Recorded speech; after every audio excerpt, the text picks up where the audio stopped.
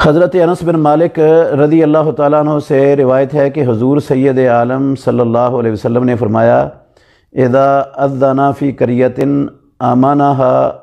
اللہ من عذابہ فی ذلک اليوم، جب کسی بستی میں اذان دی جائے تو اللہ تعالیٰ اس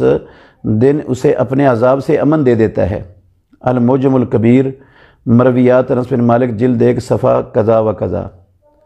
وبا کے زمانے میں اذان دینا ایک مستحب امر ہے کہ فقیہ اجل محقق بے بدل صاحب علم امام احمد رضا لکھتے ہیں کہ وبا کے زمانے میں اذان دینا مستحب ہے۔ یہ بات جو حدیث لکھی ہوئی ہے المعجم الکبیر کی، اس کی سند صحیح نہیں ہے، تو جس روایت کی سند صحیح نہیں ہو اس کو رسول اللہ صلی اللہ علیہ وسلم کے نام سے بیان کرنا بھی درست نہیں ہوتا، کیونکہ وہ رسول اللہ صلی اللہ علیہ وسلم کا فرمان نہیں ہوتا۔ تو ضعیف روایت جو ہوتی ہے وہ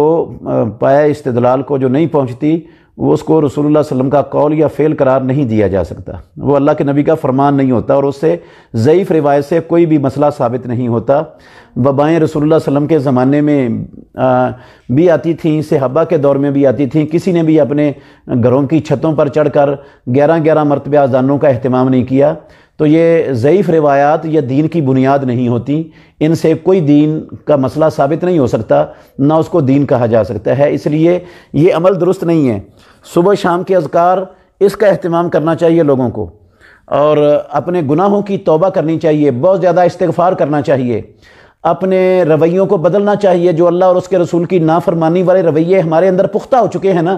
ان رویوں کو فوری طور پر بدلنا چاہیے، تاکہ اللہ رب العالمین کا عذاب ہم سے، ہمارے ملک سے اور ہماری قوم سے ٹل جائے۔